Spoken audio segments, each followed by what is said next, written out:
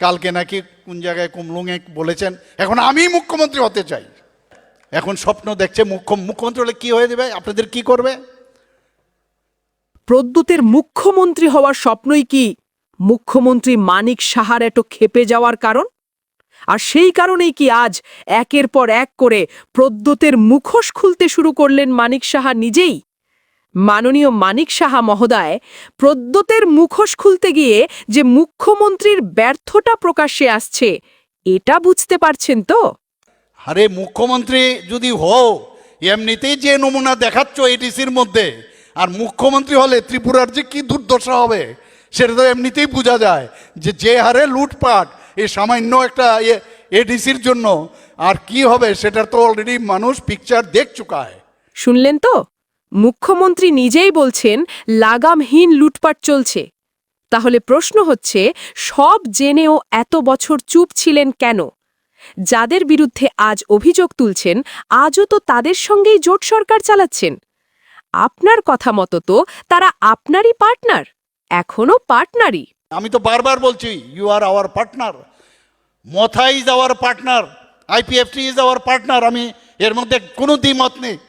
তাহলে এতদিন কোথায় ছিল আপনার সততা? কোথায় ছিল আপনার দায়িত্ববোধ? মশাই, আপনি তো শুধু মুখ্যমন্ত্রী নন, আপনি এই রাজ্যের স্বরাষ্ট্রমন্ত্রীও। আপনার কথাতেই স্পষ্ট, মথার লুটপাট, দুর্নীতি সব আপনি জানেন। আর সব জেনেও চুপ থাকা মানে সে লুটপাটের অংশীদার আপনিও।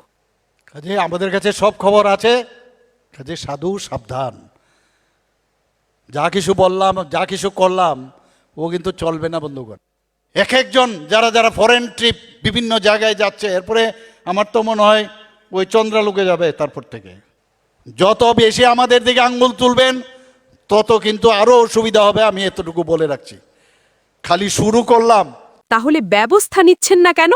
নাকি আসল সত্যিটা হলো আপনারা সবাই মিলেমিশেই এই লুটপাটের খেলায় অংশীদার?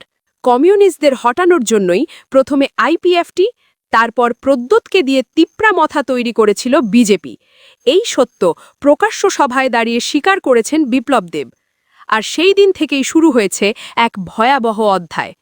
গত ৮ বছর ধরে বিজেপি, আইপিএফটি আর তিপ্রা মথা মিলে ত্রিপুরায় কায়েম করেছে এক নির্মম লুটের রাজত্ব।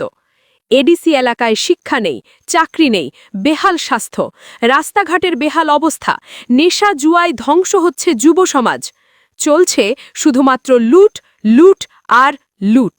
মানুষের ক্ষোভ যখন বিস্ফোরিত হচ্ছে, তখন নিজেদের ব্যর্থতা ঢাকতে এক দল আরেক দলের ওপর দোষ চাপিয়ে শুরু হয়েছে নতুন ঠকবাজি নাটক।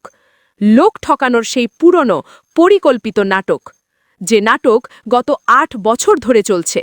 কখনো তিপ্রাল্যান্ড, কখনো গ্রেটার তিপ্রাল্যান্ড বলে, কখনো বিজেপিকে চরম বন্ধু বলে সম্বোধন করা, কখনো আবার বিজেপির টিকিটে নিজের বোনকে লোকসভা নির্বাচনে প্রার্থী করা।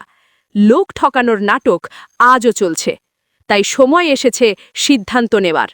এডিসিকে বাঁচাতে, তিপ্রাসা জনগোষ্ঠীর ভবিষ্যৎ প্রজন্মকে বাঁচাতে প্রতারক বিজেপি এবং প্রদ্যুতের রাজনীতিকে চিরতরে বিদায় দিন। লুটেরা বাহিনীর হাত থেকে আপনার আমার এডিসি রক্ষা করুন।